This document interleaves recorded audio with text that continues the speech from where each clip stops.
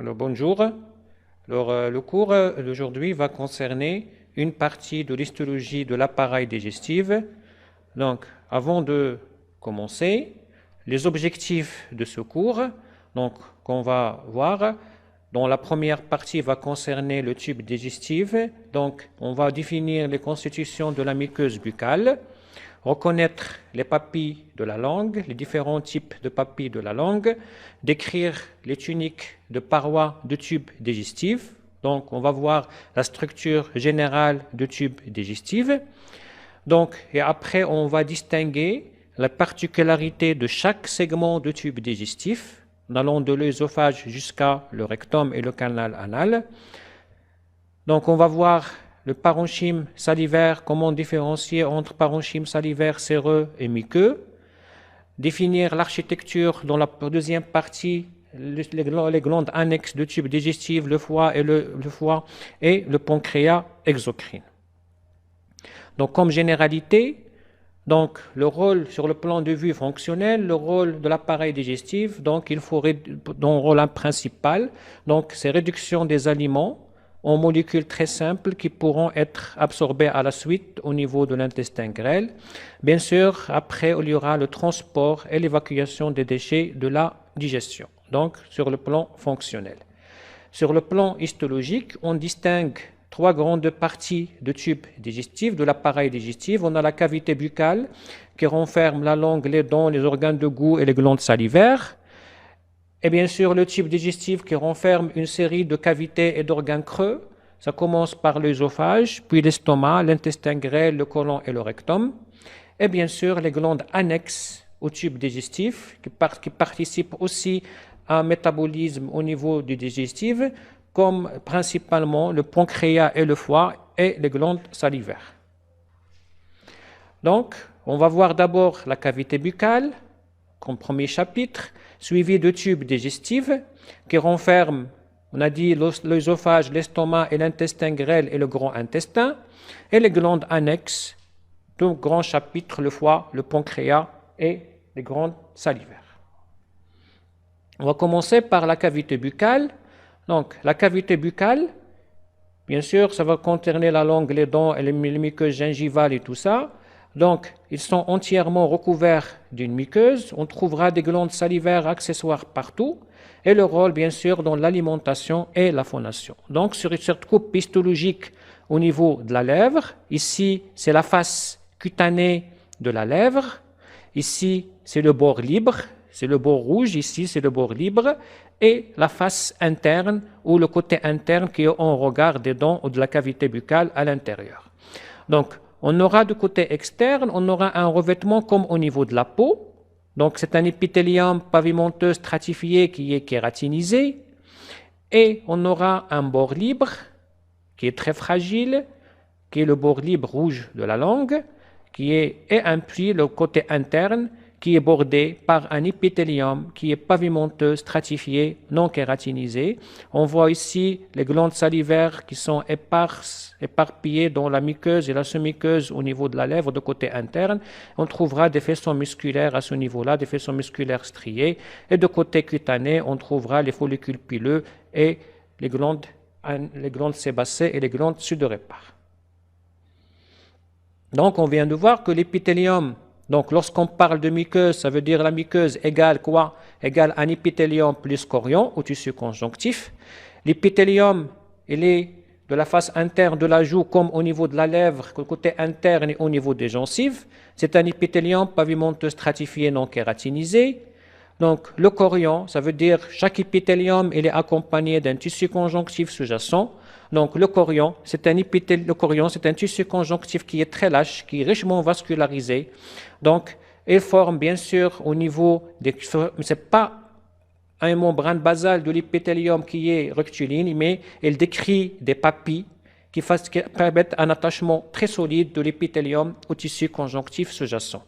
Une semi-muqueuse dessous du chorion qui est un tissu aussi conjonctivo-élastique. Donc, au niveau du chorion, de la semi-muqueuse, on trouvera des glandes salivaires. C'est des glandes salivaires accessoires qu'on va voir à la suite. Et ce sont des glandes essentiellement muqueuses, donc qui participent à la sécrétion de la salive, bien sûr, pour lubrifier et pour assurer un petit peu, participe à une partie de ramollissement des aliments. Un petit point concernant la muqueuse gingivale au niveau des gencives. Donc, au niveau des gencives, c'est un épithélium qui est pavimenteux, stratifié, non kératinisé, bien sûr. Et la particularité qu'il ne renferme pas, cette muqueuse ne va pas renfermer des glandes salivaires, mais on ne trouvera pas un tissu conjonctif qui est lâche, mais par contre un tissu conjonctif qui est très dense, qui est riche en collagène, donc qui permet l'adhésion au tissu osseux sous-jacent. Voilà, sur cette coupe histologique, on voit bien ici l'épithélium pavimenteux, stratifié, non kératinisé, qui décrit des papilles, donc ces papilles-là, qui assurent bien sûr un attachement solide avec le tissu conjonctif sous-jacent. Au-dessus du tissu conjonctif, on trouvera un chorion. Alors ce chorion, il renferme un tissu conjonctif lâche, très vascularisé, et on trouvera des glandes muqueuses et des glandes séreuses, séromuqueuses, et on trouvera ici des faisceaux de muscles striés squelettiques au niveau de la face interne de la joue. Donc, ce schéma-là, qui montre ici en vert, c'est l'épithélium pavimenteux stratifié qui est non kératinisé. Au-dessous, c'est le chorion ou lamina propria qui est un tissu conjonctif qui est lâche, qui est formé des fibres de collagène, réticuline et élastique. Il est très vascularisé. Et on trouvera une semi-muqueuse qui est formée d'une couche fibroélastique et d'un tissu conjonctivo-élastique. Concernant la langue, donc, après qu'on a vu la face interne de la joue, des lèvres et de la gencive, donc la langue, qui est un organe bien sûr musculaire strié, qui est recouverte d'une muqueuse. Donc, muqueuse, ça veut dire qu'on aura un épithélium et un chorion qui recouvrent cette masse musculaire striée.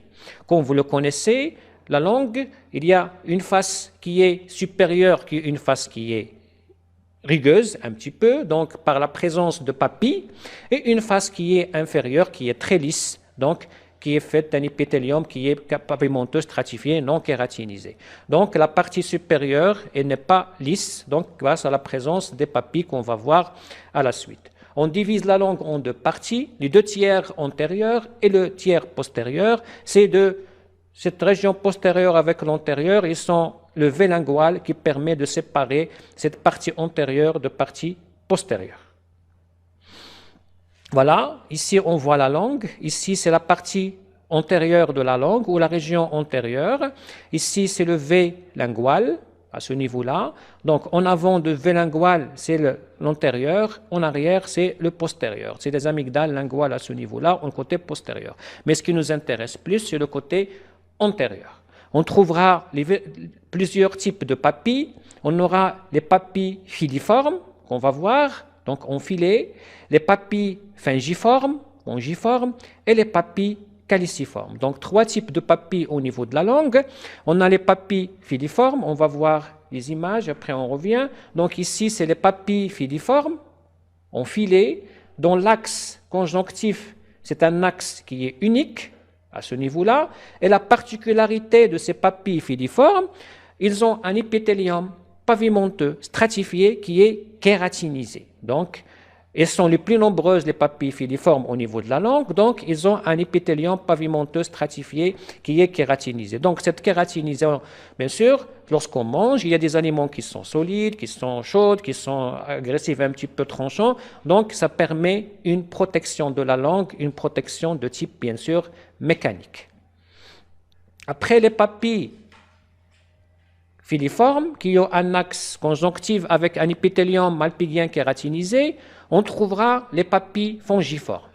Donc, qui ont un axe conjonctif qui est ramifié, on va voir l'image aussi, voilà, papilles fongiformes, fongiques, donc il a un axe qui est ramifié, des papilles, voilà, avec axe ramifié, un épithélium qui est pavimenteux stratifié mais qui est non kératinisé, et on trouvera de côté latéral des bourgeons de goût. Bien sûr, parmi le rôle important de la langue, c'est la dégustation, donc c'est le bourgeon de goût qui permet la dégustation pour la sensation de goût.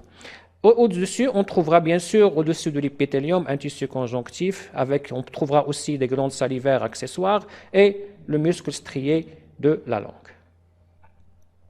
Après les papilles fongiformes, on parlera de papilles caliciformes. Donc on va voir ces papilles caliciformes. Ils sont là. Regardez, c'est comme calice. Au début, ça donne l'impression qu'on a un axe unique, mais qui se ramifie à la suite, pour la présence de ces petits papilles à ce niveau-là, papilles malpighiens. Donc, ces sillons profonds qui délimitent la formation comme un calice, donc comme calice, et on trouvera bien sûr les glandes salivaires accessoires, donc, et ces papilles caliciformes à ce niveau-là, avec un tissu conjonctif à ce niveau-là. Donc, et bien sûr, il va renfermer des bourgeons de goût à ce niveau-là, au niveau toujours latéral.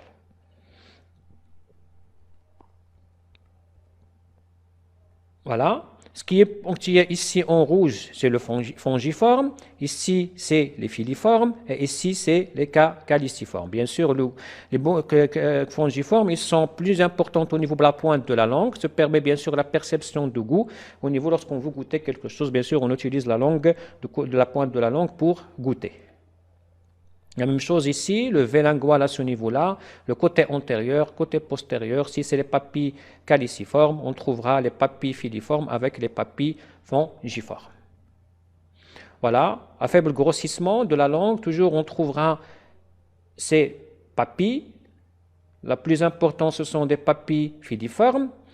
Au-dessous, l'épithélium, c'est un tissu conjonctif. Et voilà les faisceaux musculaires striés de la langue. Et on trouvera bien sûr des glandes séromuqueuses éparses au niveau de la langue qui permet la sécrétion de la salive.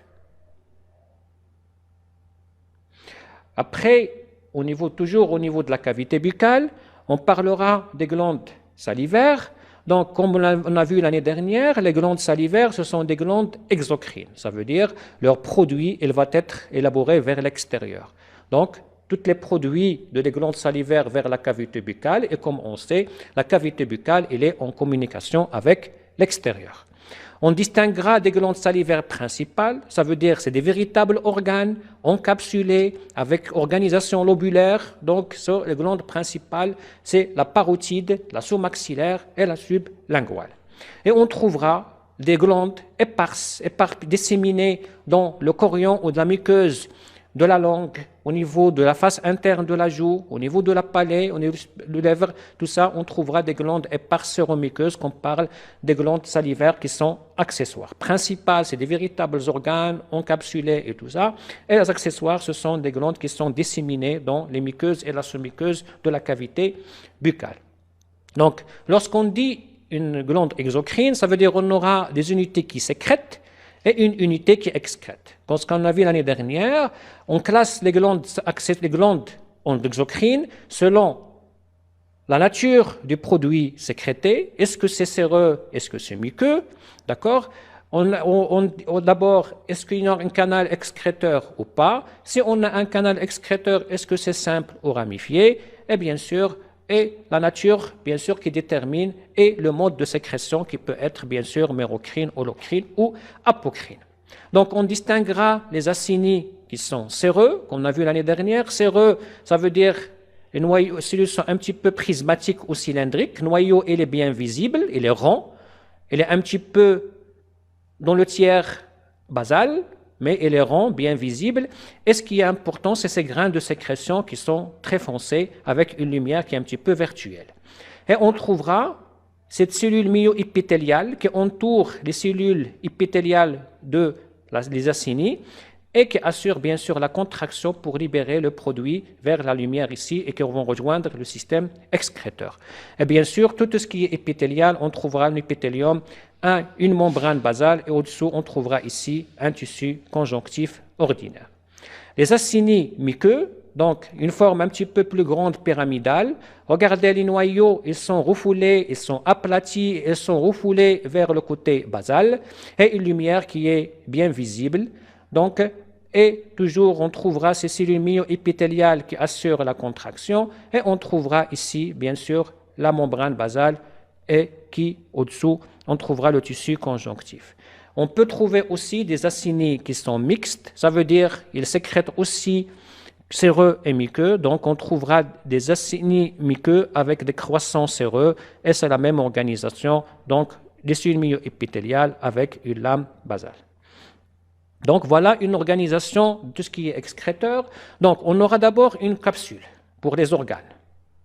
Donc les organes comme la glande salivaire, les glandes salivaires principales, prenons par exemple parotide. Parotide est entourée par une grande capsule, une capsule conjonctive, qui va envoyer des septa ou des travées, qui va délimiter d'abord des lobes, puis des lobules. Et chaque lobule, il va renfermer des acinis. Pour les acinis séreux, pour le parotide, et on peut avoir des mixtes ou muqueux. Donc ici, c'est la glande salivaire au niveau des acinis à ce niveau-là. Alors les acinis, ils vont élaborer leurs produits qui vont rejoindre le premier canal qu'on appelle le canal intercalaire ou le passage de bol. Puis plusieurs passages de bol vont rejoindre le canal strié. Puis plusieurs canaux striés vont rejoindre un canal excréteur ou qu'on appelle aussi un canal qui est interlobulaire.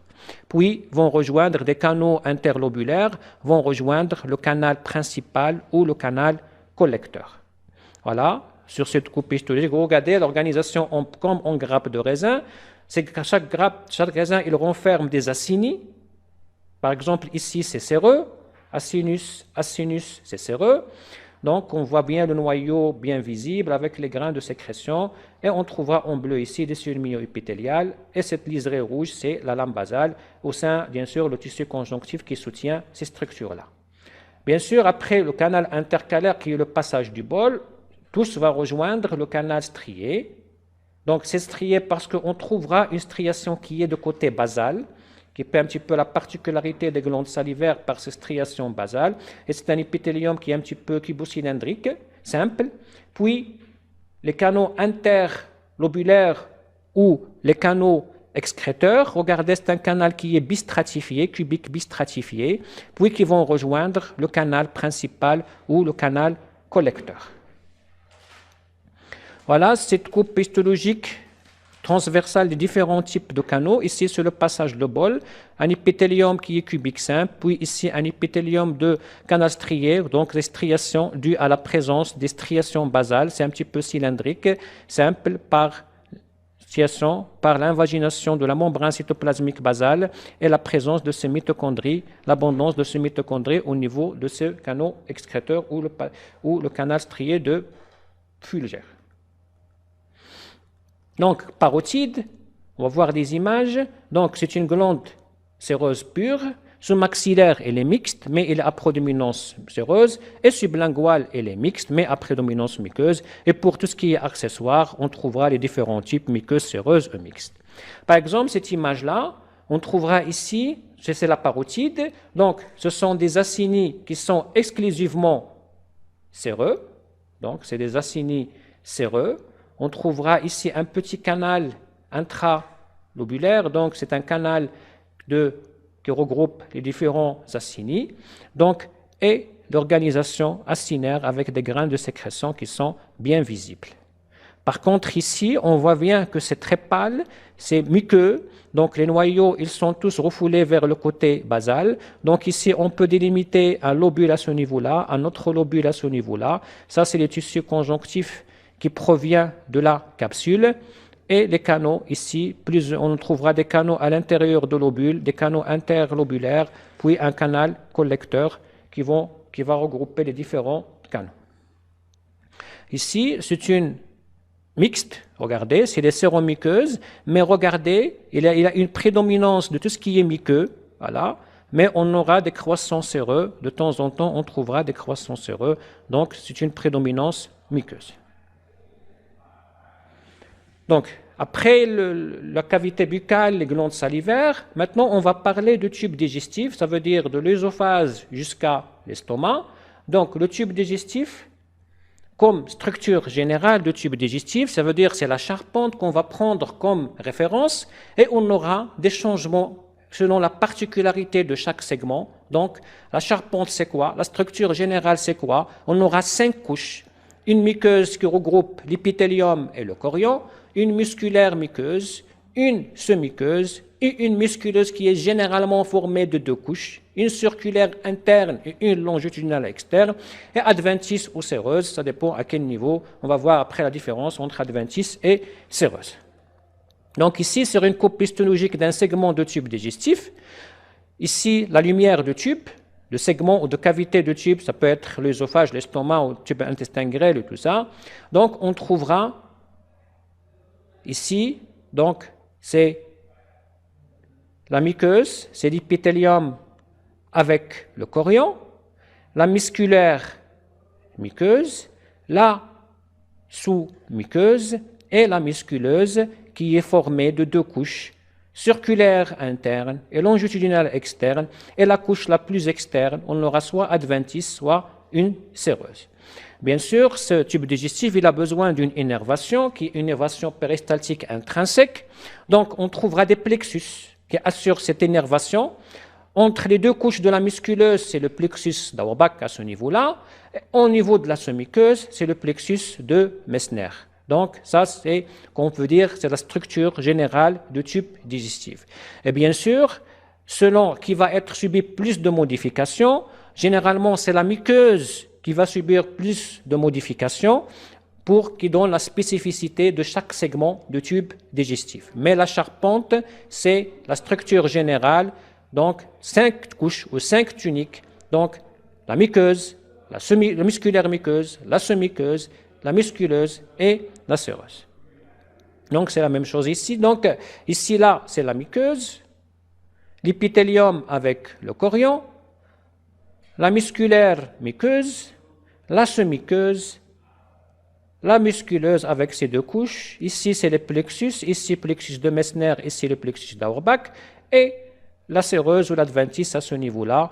Donc, la différence entre tout ce qui est séreuse et tout ce qui est adventice, lorsqu'on a une continuation avec le péritoine, donc on aura une séreuse. Lorsqu'il n'y a pas une continuation avec le péritoine, on parlera d'un adventice. Donc, cette coupe transversale au niveau du segment de tube digestif, on va dire ça, c'est l'œsophage. Par exemple, regardez l'œsophage. Il a la particularité d'avoir une lumière qui est irrégulière ou festonnée. Très important, parce qu'il va s'adapter au volume de l'aliment. Donc, premier après la cavité buccale, donc l'œsophage, il va relier la cavité buccale à l'estomac. Sur le plan anatomique, vous voyez des segments, il y a le segment cervical, thoracique, abdominal, plus ou moins diaphragmatique, donc l'œsophage. Donc, une lumière festonnée. Donc, les aliments, lorsqu'ils arrivent de la cavité buccale, ne sont pas encore... Donc, le rôle de l'œsophage est transporté de la cavité buccale vers l'estomac. Donc, il n'y a pas de rôle de digestion, pas de rôle dans un petit peu de l'absorption ou tout ça. Donc, le rôle, c'est le transport. Donc, pour transporter, on aura besoin de deux éléments importants, bien sûr. La contraction péristaltique de la musculeuse, qui est formée de deux couches, circulaire interne, longitudinale externe, avec les plexus entre les deux. Entre les plexus entre les deux couches et plexus de Messner. Ici, on trouvera la muqueuse avec un épithélium qui est pavimenteux, stratifié, non kératinisé. Donc, c'est un épithélium de type protection qui est mécanique. Donc, les aliments sont solides, ne sont pas encore digérés, donc ça protège un petit peu contre les traumatismes qui peuvent être créés par des aliments qui sont un petit peu tranchants. Après, on aura un épithélium, après le chorion, qui est un tissu conjonctif, qui peut renfermer des glandes à un certain niveau, donc proximales et distales pour lubrifier. On trouvera des glandes aussi pour lubrifier à ce niveau-là. Donc, je viens de voir ça, lumière festonnée, épithélium malpigien non kératinisé, deux extrémités des glandes muqueuses au niveau du chorion et une musculaire muqueuse qui est très peu développée, et on trouvera des glandes œsophagiennes au niveau, bien sûr, qu'on vient de voir, qui permet de quoi? De lubrifier le bol alimentaire pour faciliter son passage de la cavité buccale vers l'estomac. Voilà. Un épithélium pavimenteux stratifié non kératinisé. Donc, toujours, il y a des papilles qui décrivent le chorion ou la mina propria, la musculaire muqueuse, la semi-muqueuse et la musculeuse. Ici, bien sûr, c'est la lumière de l'organe, l'œsophage. Donc, toujours, c'est le même principe. Il y a une musculeuse circulaire interne, longitudinale externe, ça ne change pas. Mais vers la partie plus basse, bien sûr, on a développé vers le cardiaque et le sphincter qui va un petit peu contrôler le passage de ces aliments de l'œsophage vers un petit peu de l'estomac. Et un ventice qui est peu développé, qui essaie un petit peu d'amortissement. Donc, on parlera d'adventice sur les segments cervical et thoraciques. Et on parlera bien sûr d'une séreuse pour le segment abdominal qui est en continuité, dont la séreuse est en continuité avec le péritoine. Donc voilà, on trouvera dans les extrémités des glandes muqueuses, qui est un petit peu lubrifiées, dans les deux extrémités, donc l'extrémité supérieure et inférieure, le chorion, la semi-muqueuse, la musculeuse avec ses deux couches, et ici, bien sûr, c'est la séreuse ou l'adventice, ça dépend à quel niveau on est. Alors, l'œsophage, c'est très simple, donc c'est un conduit qui va relier la cavité buccale à l'estomac, épithélium qui est festonné, il est irrégulier, bien sûr, qui s'adapte au volume des aliments, il se contracte par des péristaltismes pour pouvoir transporter, et un épithélium pavimenteux stratifié non kératinisé.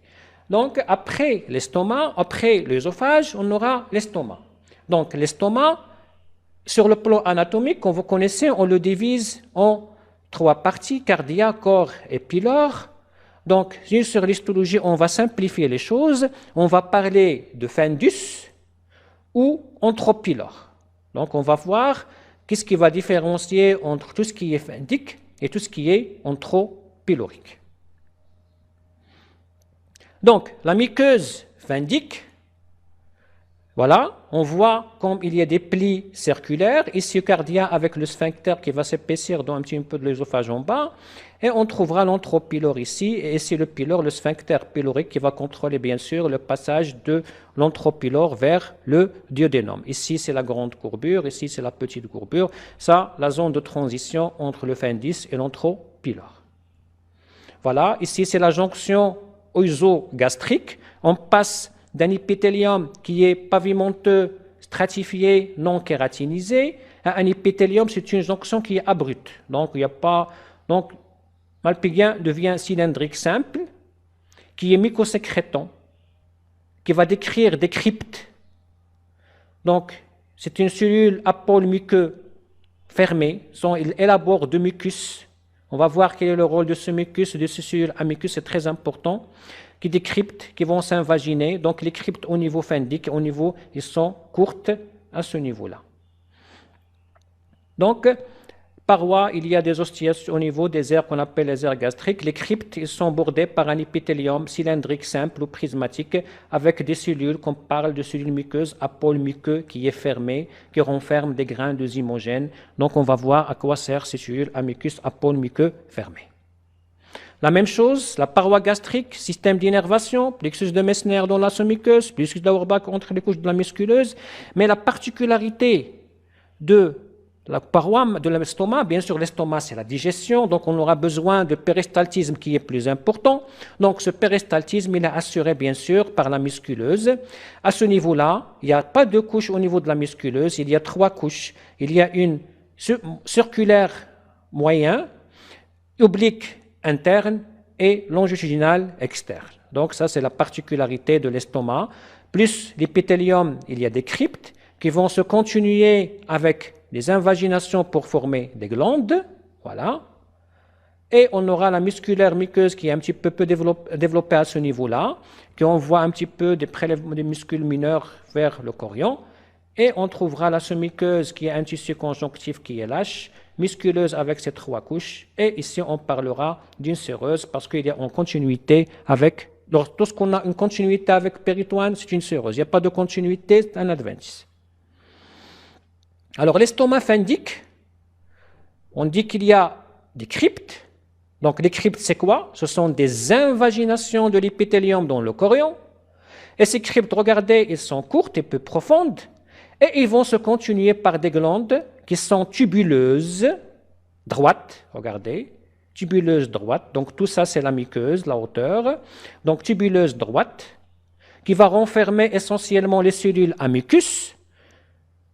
On va avoir des cellules pariétales, au principe pariétales ou bordantes à ce niveau-là, et on trouvera des cellules principales et des cellules endocrines ou argentaphiles. Donc, 4 types de cellules qui renferment la muqueuse gastrique, les cellules à mucus, ou le mucus à pôle muqueux fermé, cellules pariétales, les cellules principales et les cellules endocrines. Voilà. Les cryptes s'invaginent profondément, ici, peu courtes, puis ils se continuent par des glandes qui sont tubuleuses droites. Regardez, ici c'est la musculaire muqueuse, ici c'est la semi-muqueuse. Donc on aura les cellules pariétales principales et les cellules endocrines à ce niveau. Donc ici c'est une cellule à mucus, à pôle muqueux fermé, voilà, elle est fermée. Cellule pariétale, cellule principale et cellules endocrines. Regardez la particularité de tronquine, on trouvera, parce qu'ils vont sécréter des hormones, donc ils vont être directement dans le sang, donc on trouvera les grains de sécrétion du côté basal de la cellule. Donc, les cryptes, cellules à mucus, donc les cellules à mucus, ils sont très importants parce qu'ils forment tout un film protecteur le long de la muqueuse gastrique, parce que quand vous connaissez la sécrétion acide de l'estomac, s'il n'y a pas ces cellules à mucus, il va brûler, il va ulcérer l'estomac facilement. Donc, qu'est-ce qu'ils font ces cellules à mucus? Ils forment comme un mucus qui va former un film protecteur le long de l'épithélium pour s'autoprotéger contre la propre acidité. Ça, c'est plus important. Voilà ici, le fundus, glandes, par peu les cryptes qui sont courtes, et se continue par des glandes tubuleuses qui sont profondes et une musculaire muqueuse à ce niveau-là. On trouvera des cellules pariétales et des cellules principales. Et la semi-muqueuse à ce niveau-là. Donc, peu profonde, tubuleuse droite, cellules pariétales et cellules principales. Donc, voilà une glande crypte, ça s'arrête là. Donc, une crypte qui est peu profonde, ce sont des invaginations. Puis, ça commence la glande, le col de la glande qui renferme cellules pariétales, qu'on les voit ici.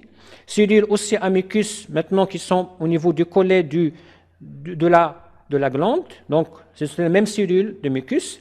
On trouvera des cellules endocrines. La particularité, les grains de sécrétion sont de côté basal, mais ces cellules, on ne les voit pas dans les colorations habituelles. Et on trouvera bien sûr les cellules principales qui sont généralement au fond de la glande. Donc ça, c'est un aspect morphologique des différentes cellules. Cellules principales, donc, ils renferment des grains de pepsinogènes. Donc, ils montrent de sécrétion qui par exocytose simple, par diffusion simple. Donc, ils sécrètent le pepsinogène qui est un précurseur de pepsine, donc qui permet des enzymes qui aident à la digestion. La particularité de cellules bordantes ou cellules pariétales, pourquoi on l'appelle cellule bordante? Parce qu'elle essaie de déborder de la glande. Regardez cette lame basale, elle essaie de déborder. C'est une grande cellule qui renferme, quand la membrane cytoplasmique, il décrit des canalicules intracytoplasmiques. Le rôle principal, bien sûr, c'est l'élaboration de l'HCl et de facteurs intrinsèques. L'HCl, c'est l'acidité, et le facteur intrinsèque qui permet l'absorption de la vitamine B12 au niveau, il se lie à la vitamine B12 pour qu'elle soit absorbée au niveau intestin grêle. Voilà comment on voit ces canalicules au niveau de cellules pariétales. Cellules endocrines, regardez, les grains de sécrétion sont de côté basal, capillaires, contact intime avec les capillaires, donc ils renferment des hormones, gastrine, sérotonine ou autres, qui agissent soit localement, soit à distance dans d'autres organes, donc à ce niveau-là, dans le tube digestif au niveau de l'estomac. Voilà, toujours image, cryptes qui sont peu profondes, et les glandes. Regardez, on voit 3 aspects de cellules, cellules à mucus, cellules pariétales, et ici, au fond, c'est les cellules principales. Les cellules endocrines, c'est difficile qu'on le voit dans cette coloration simple. On doit faire des colorations spéciales ou même voir une coupe immunohistochimique. Alors, la même chose, on trouvera les cellules pariétales, qu'on dit que ce sont des cellules euphoplats, ils sont comme ça, et les cellules à mucus du col à ce niveau-là. Après le fundus, on parlera maintenant de pylore. Donc, les cryptes, ils sont peu profondes, de niveau fundique, et ça se continue par des glandes tubuleuses droites. Par contre, au niveau anthropylorique, les cryptes, ils sont profondes, ils sont très profondes, voilà, Et les glandes, ils sont contournés et ramifiés. D'accord? On voit qu'ils sont contournés et ramifiés. Donc, principalement, la digestion, elle est faite au niveau phendique. Donc, l'anthropylore, il sert à quoi? C'est comme un petit passage qui va avant de partir vers le duodénum. Donc, ici, l'acidité, elle est au maximum. Donc, l'estomac, il doit s'autoprotéger, plus important au niveau anthropylore. Donc, c'est pour cela on trouvera l'abondance de cellules à mucus, à pôle muqueux fermé, et on trouvera des cellules argentaphines ou des cellules endocrines. Voilà l'abondance des cellules à mucus, et de temps en temps, on trouvera des cellules endocrines. Voilà. Regardez les cryptes avec tubuleuses, avec des ramifiés contournés. On voit presque qu'il y a un seul aspect de cellules, c'est la cellule à mucus qui sont plus importants. Et on trouvera les cellules endocrines à côté sur cette coupe immunohistochimique. Donc, immunohistochimique, ça veut dire immuno, c'est des anticorps, histo, c'est tissulaire, chimie, c'est coloré. Donc, on doit, par exemple, anticorps antigastrine va se fixer sur les cellules qui sécrètent la gastrine, et voilà, comme ici. Et le reste sont presque que des cellules à pôle muqueux fermé, cellules à mucus. Donc, après l'estomac, on parlera de l'intestin grêle. Donc, sur le plan anatomique, c'est un organe qui est de 6 à 8 mètres de long. Regardez, 3 segments pour anatomique, duodénum, jejunum et l'iléon. Sur le plan histologique, pour un petit peu faciliter les choses, on ne distinguera que le duodénum et le reste. Une grande partie du duodénum et le reste. Donc on parlera de duodénum et jejunum-iléon sur le plan histologique. On distinguera que 2 régions au niveau de l'intestin grêle. La même chose toujours, la paroi, 5 tuniques, muqueuse, musculaire muqueuse, la semi-muqueuse, la musculeuse et la séreuse. Donc, on revient toujours, avant de parler de la muqueuse, la musculaire muqueuse, elle est là, elle est épaisse, qui va envoyer un petit peu de muscle vers le chorion. La semi-muqueuse, c'est un tissu conjonctif lâche. On va voir est-ce qu'il va subir de modifications. La musculeuse, on revient à 2 couches, circulaire interne, longitudinale externe, et séreuse ou adventice, ça dépend à quel segment on est au niveau de l'intestin grêle. Donc, le rôle de l'intestin grêle, comme vous le connaissez, c'est l'absorption. Donc, pour s'absorber sur quelque chose, on doit d'abord, au niveau de l'intestin grêle, amplifier cette surface d'absorption. Alors, comment ça se passe? D'abord, on avait l'intestin grêle qui est formé 6 à 8 mètres. On va s'organiser sur le plan anatomique pour former des anses intestinales. On les voit facilement, donc un simple espace. Puis, on va faire la coupe au niveau de l'organe. Au niveau, c'est macroscopiquement, on va voir ces plis, ces surélévations de la muqueuse dont l'axe est la sous-muqueuse, qui donne plus d'espace pour l'absorption. Au lieu d'avoir lisse, donc on doit avoir des absorptions qui font se faire comme ça. Donc ça, c'est macroscopique. On passe vers la microscopie optique. Donc on voit qu'il y a des prolongements en doigt des gants, qu'on appellera les villosités. Donc l'absorption, elle va se faire de différents côtés. Regardez, comme ça. Plus que ça, on va prendre ces villosités, cette structure villositaire, on va voir ce qui se passe dans les cellules entérocytaires qui assurent l'absorption. Ça, sur le plan microscopie électronique, on trouvera une organisation qui est microvillositaire, voilà, qui forme un plateau strié. Donc, et l'absorption va se faire entre les microvillosités, entre les villosités, entre les valvules connivantes. Donc, ça, ce qu'on appelle le système d'amplification de l'absorption ou de surface d'échange. Donc, pour obtenir 350 mètres carrés d'absorption de surface, donc, il va d'abord des villosités intestinales dont l'axe des villosités, c'est le chorion, et microvillosités qui vont décrire plus, c'est le plateau strié, plus sur le plan sous-muqueuse dont l'axe, la sous-muqueuse, c'est la valvule connivante, puis on trouvera l'axe ici, ces villosités, c'est l'axe, c'est le chorion. Donc ici, c'est une valvule connivante qu'on la voit bien sur le plan macroscopique si on ouvre l'organe. Voilà. Très simplement, ici, valvule connivante, qu'on la voit facilement. avec des structures villositaires qui sont là, regardez, valvules connivantes, des villosités, des prolongements en doigts de gant, donc ça donne un aspect un petit peu vileux de duodénum. On aura des cellules entérocytaires qui assurent l'absorption et des cellules caliciformes, à pôle qui est ouvert ou à pôle apical qui est ouvert, qui sécrète un petit peu le mucus vers l'extérieur. C'est les deux principales cellules. On trouvera aussi des cellules de Paneth et des cellules, bien sûr, n'oublions pas les cellules endocrines.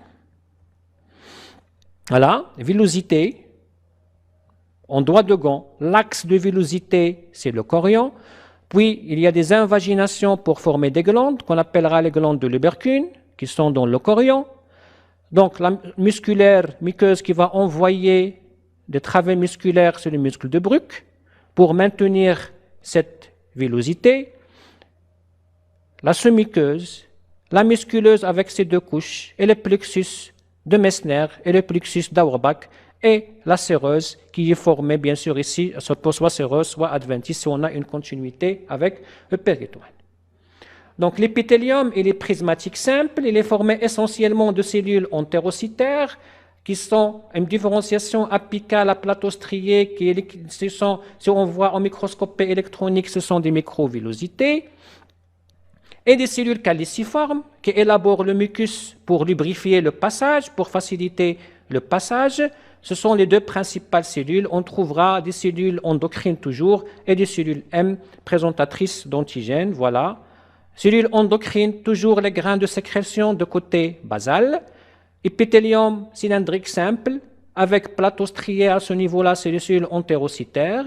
Cellules caliciformes en calice, mucus pour lubrifier, et les cellules M, donc qui est une cellule présentatrice d'antigènes. Voilà, villosité, cellules caliciformes, entérocytaires, l'axe c'est le tissu conjonctif, c'est le chorion, c'est le chylifère qui assure le drainage lymphatique, et on aura des capillaires sanguins à ce niveau-là, au niveau de l'axe. Voilà, les cellules entérocytaires, cellules à mucus, entérocytaire à mucus, donc l'absorption elle va se faire entre les villosités, entre les microvillosités, donc on a amplifié surface d'absorption. Et au fond, on trouvera des glandes, qu'on appellera des glandes de Lübberkühn. Dans le fond, on trouvera des cellules particulières, ce sont les cellules de Paneth, localisées au fond de glandes, sont très homogènes, on les voit facilement, donc cellules caliciformes, cellules entérocytaires. Donc, cellules caliciformes, cellules endocrines, cellules de Paneth et le tissu conjonctif. Donc, les principales cellules qui forment la muqueuse de l'intestin grêle, cellules entérocytaires sont les plus nombreuses, caliciformes, endocrines et les cellules de Paneth et les cellules M. Voilà comment on voit les cellules de Paneth qui sont au fond de la glande de Lübberkühn, qui sont très très foncées, des grains de homogènes, enzymatiques qui sont très bien visibles, donc il peut dire qu'ils ont un rôle dans la défense locale. La villosité, cellules caliciformes avec des cellules entérocytaires, l'axe de villosité c'est le chorion, l'axe de villosité chorion, et les glandes ici qui vont s'invaginer pour former les glandes de Lübberkühn, et la musculaire muqueuse à ce niveau-là. Donc les cellules entérocytaires, ce sont des cellules qui assurent l'absorption bien sûr, regardez qui ont des microvillosités de longueur et de largeur égales, c'est une cellule qui est très active, bon, qui assure la transition et l'absorption des différents éléments. Grâce à ces microvillosités, qui tout simplement fait partie du cytosquelette, donc ces microscopies électroniques, on peut les voir, voilà, ces microvillosités qui vont réaliser un plateau strié. Voilà les cellules caliciformes en calice avec des grains de mucine qui va sortir à l'extérieur quand dont le rôle c'est lubrifier le tube digestif. Donc c'est lubrification du tube digestif et des cellules endocrines, qu'on a des grains de sécrétion à ce niveau-là, de côté basal, qui vont être libérés dans le tissu conjonctif des capillaires, ici le tissu conjonctif sous-jacent. Donc, présence des granulations basales, tout ce qui est endocrine, donc va se libérer donc, dans le sang, soit agir au niveau d'autres organes comme le cerveau, vésicule, pancréas et tout ça. Et les cellules de Paneth, qui sont des cellules situées au niveau de la base de la glande, au niveau du fond de la glande, il y a de grains homogènes qui est très foncé, qu'on le voit facilement en microscopie optique.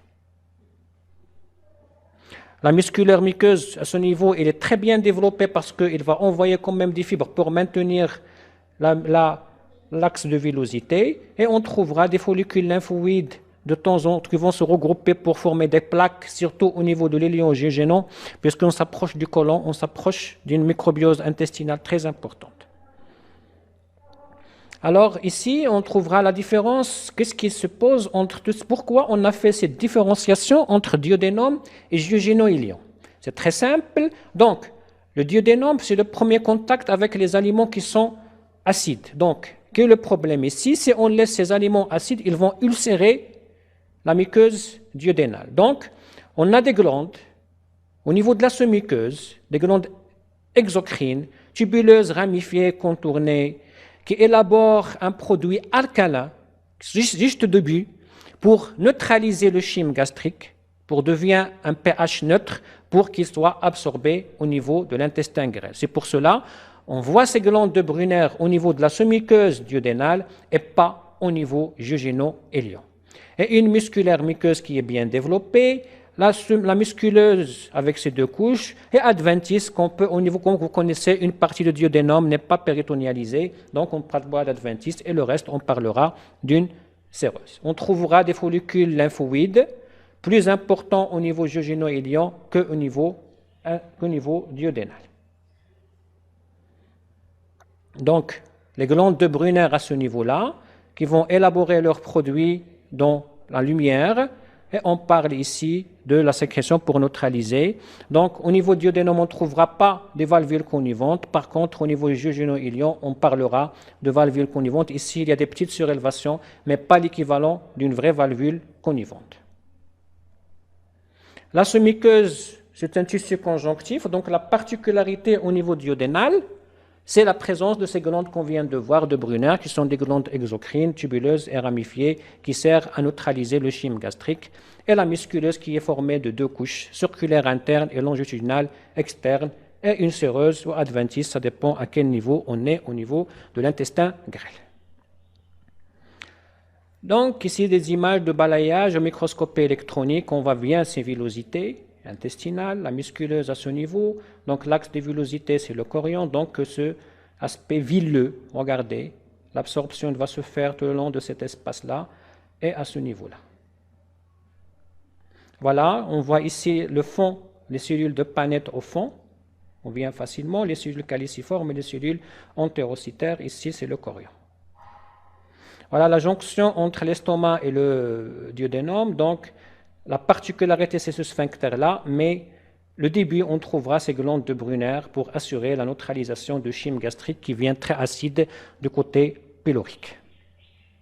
Voilà ces glandes de Brunner qui sont muqueuses, tubuleuses, contournées, ramifiées, qui élaborent une mucine alcaline qui permet de neutraliser le chyme gastrique avant qu'il soit absorbé. Plus qu'on s'avance vers l'intestin grêle, vers le lion et le jejunum, on trouvera ces follicules lymphoïdes qui font forme de véritables plaques qu'on appellera des plaques de Peyer. Voilà, cellules de Paneth, c'est très facile de voir en histologie, les villosités, cellules caliciformes et cellules entérocytaires. Voilà, une richesse de vascularisation très importante au niveau de l'intestin grêle, très important. Donc, villosité, l'axe chylifère central qui assure le drainage lymphatique et des capillaires sanguins, bien sûr, tout ça se vascularise, tout se passe vers la veine porte au niveau du foie. Le plexus de Messner, entre les deux couches de la musculeuse, on trouvera le plexus d'Auerbach entre les deux couches de la musculeuse, et on trouvera le plexus de Messner ici au niveau de la sous-muqueuse. On terminera le tube digestif par le côlon. Donc, le côlon et le rectum sur le plan histologique, c'est la même chose. Donc, on ne va pas différencier entre le côlon et le rectum. Sur le plan anatomique, vous connaissez, il y a le cadre colique, il y a le côlon droit, côlon transverse, côlon gauche, sigmoïde et le rectum. Donc, il y a des oscillations ici, des bandelettes. Généralement, il y a 3 bandelettes. C'est tout simplement un épaississement de la couche musculeuse externe, longitudinale qui va s'épaissir. Donc, le côlon, le rôle principal du côlon, c'est le transport des déchets. et un rôle secondaire, c'est l'absorption de l'eau de la partie initiale. Donc, le rôle principal, c'est le transport. Pour transporter les choses, on a besoin d'une lubrification qui est très importante. Donc, on doit lubrifier. Donc, lorsqu'on dit lubrification, ça veut dire que c'est les cellules caliciformes. Donc, on trouvera une lumière qui est irrégulière. L'abondance des cellules caliciformes, on n'a pas besoin de villosité, on revient à des cryptes qui renferment essentiellement des cellules caliciformes et quelques cellules entérocytaires dont le nombre va diminuer du côlon au rectum. Donc ça, c'est les bandelettes ici. Et le côlon, il est entièrement péritonialisé, donc il y aura toujours une séreuse au niveau du côlon. Voilà, une lumière irrégulière, festonnée, bien sûr ça s'adapte. Une musculeuse qui est très épaisse, c'est normal, une contraction pour évacuer. Donc deux mécanismes, péristaltisme avec le mucus qui est élaboré pour lubrifier. Donc on a dit que la couche externe va décrire des bandelettes codiques. Et au niveau, voilà les bandelettes à ce niveau-là, des cryptes, 5 tuniques, muqueuses, musculaires muqueuses. Là, ce muqueuse, il n'y a pas de glande, tissu conjonctif lâche. Et la musculeuse avec ces deux couches qui sont très épaisses, circulaires, internes et longées externes, qui va décrire. Donc, il n'y a pas de cellules de Paneth, il n'y a pas de plaque de Payer, on parle plus de follicules lymphoïdes.